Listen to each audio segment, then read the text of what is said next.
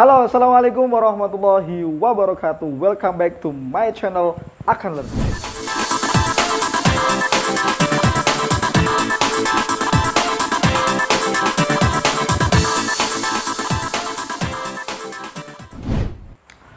Oke, berjumpa lagi dengan saya ya. Tentunya membahas tentang English lagi. Tapi kali ini kita akan berdiskusi mengenai questionnya dulu ya. Questionnya yang kemarin saya pernah menyampaikan present perfect ya, yaitu tentang rumus dan soalnya, contoh soal maksudnya.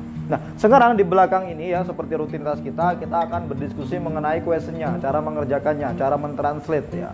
Di sini saya akan menyampaikan 10 question yang positif. Kita coba translate satu persatu, kita pahami ya. Jadi kita langsung saja ya di sini ya. Yang number one, bisa kamu lihat ya, 10 nanti kita kerjakan di sini. Yang number one, sekarang kita fokus ke sana. Saudara perempuanku sudah membeli mobil baru. Sekarang yang kita cari apa? Yang pertama kali, yang kita perlu translate itu apa sih?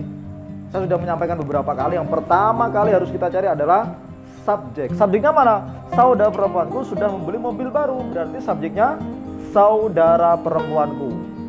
Nah, saudara perempuan bahasa Inggrisnya apa? Perempuanku ya. Berarti apa? My sister ya, my sister, saudara perempuanku sudah. Nah, sekarang kan kalau di present perfect kan ada have atau has, kan gitu kemarin auxiliary-nya. Nah, have atau has itu untuk apa gitu loh. Karena di sini subjeknya my sister, berarti dia butuh apa? Have atau has. Orang ketiga tunggal, berarti dia seperti she. Berarti dia harus pakai has. My sister has apa? Membeli.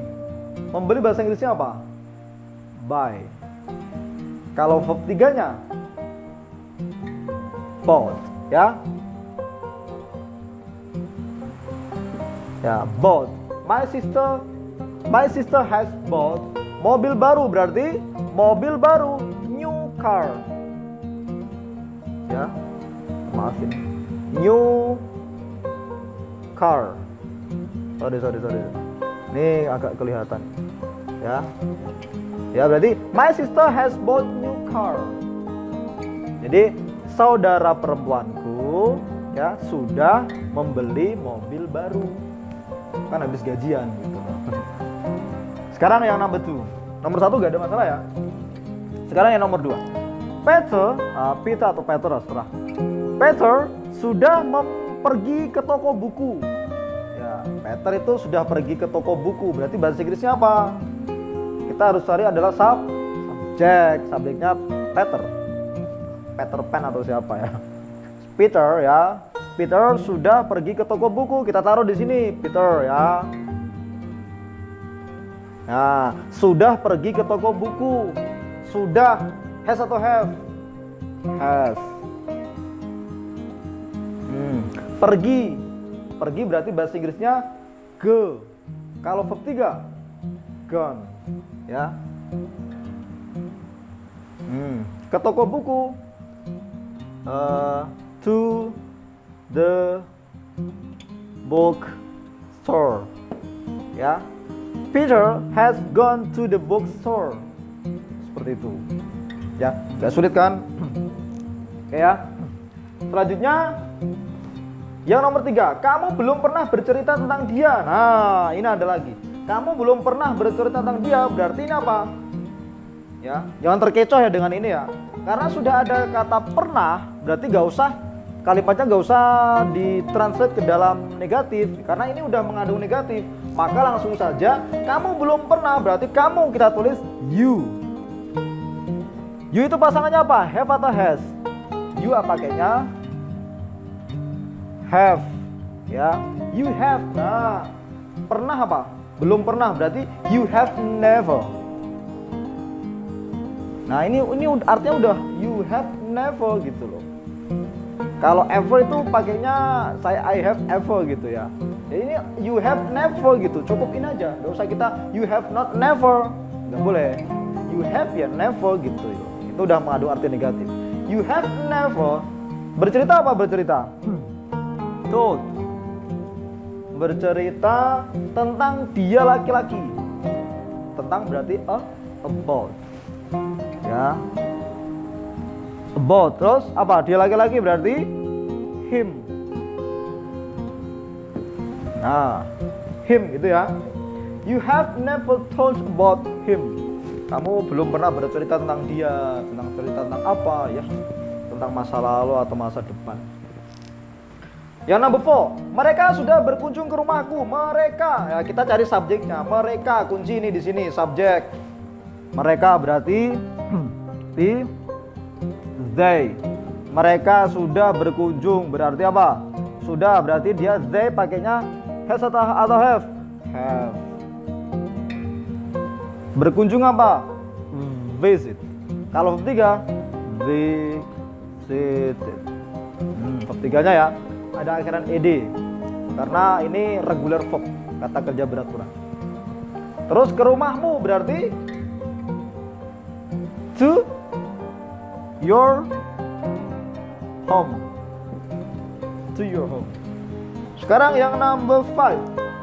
Dia perempuan sudah mengerjakan tugasnya, berarti dia perempuan. Kita langsung translate berarti she. Sudah berarti has. Kenapa has? Karena subjeknya she. Mengerjakan apa? Mengerjakan atau melakukan. Pakai berarti pakainya do. Do kalau verb 3 berarti apa? Done. Do, did, done. Ya. Terus tugasnya berarti tugasnya siapa? Tugasnya dia perempuan. Berarti her duty. Her duty. Ya. Yang number 6. Seorang guru sudah memberikan tugas. Nah, subjeknya mana? Subjeknya adalah seorang guru. Seorang guru berarti a teacher. A teacher. Apa? A teacher sudah berarti has. A teacher has given. Nah, kenapa given? Give ya.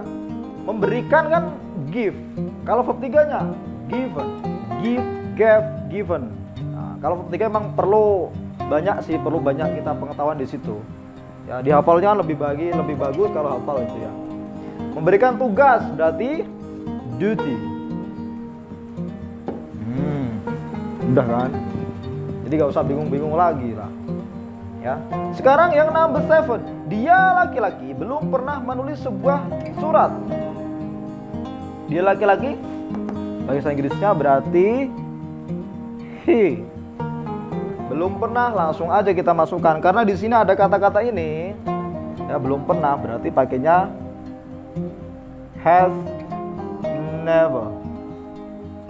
Ya.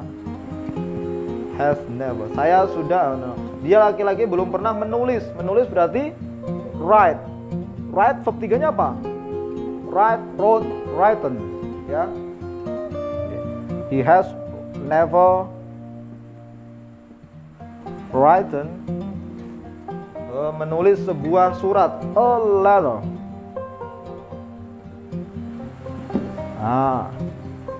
Udah kan? Sekarang yang number 8. Number 8. Saya sudah menutup jendela. Subjeknya mana? Subjeknya saya. I. Ya. Sudah. Present perfect-nya itu has apa have? I have. I have. Menutup. Menutup apa menutup? Close. Close ya. Verb 3-nya apa? Verb 3-nya closed. Ya. Nih. I have closed. Menutup jendela berarti I have closed the window.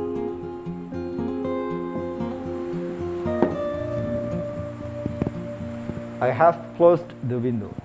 Sekarang yang number 9. Aku sudah mengumpulkan tugasku. Berarti subjeknya apa? Kita harus cari subjeknya. I apa? Sudah mengumpulkan. Berarti I have. Mengumpulkan. Submit ya. Ya, submit. Ya, ini tuh ini ya. Tuh nanti keliru ya. Submit. Tugasku berarti my duty. Nah, ini. Ya, I have submitted my duty. Sekarang yang number 10, the last number. Mereka sudah tiba di London. Mereka sudah tiba di London. Pernah nggak ke London? Saya sih belum pernah ya. Tapi suatu saat semoga bisa ke London ya. Amin. Mereka sudah tiba di London. Mereka berarti they. They pasangannya apa? Have apa has?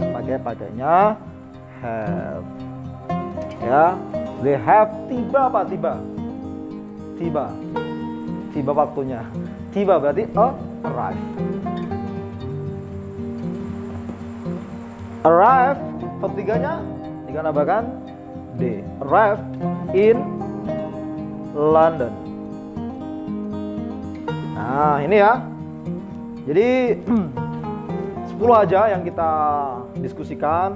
Pokoknya kamu gak usah bingung ketika kamu harus mentranslate satu sentence. Kamu pakai aja pola kalimat. Mana yang harus ditranslate, tapi yang pertama kali pastinya dicari adalah subjek. Karena subjek nanti akan diikuti oleh auxiliary to be ya di situ. Makanya nggak usah bingung-bingung ya. Dari pelajaran saya yang awal-awal itu emang saya sampaikan untuk pemula gitu. Saya coba untuk membantu mereka yang masih bingung untuk pemula, beginner di situ. So, ini adalah 10 question yang positif sebenarnya ya. Yang sudah kita diskusikan ada 10 di sini ya. Ini ketika mungkin ada pertanyaan bisa kamu sampaikan di kolom komentar. Mungkin juga ini ada yang kurang bagus jawabannya, kamu bisa disampaikan di kolom komentar tentunya. Karena namanya manusia tidak luput dari kekurangan di situ ya. Dan terima kasih atas diskusi kita untuk video kali ini. Semoga kita bisa bertemu kembali di lain video dan sampai jumpa. Assalamualaikum warahmatullahi wabarakatuh.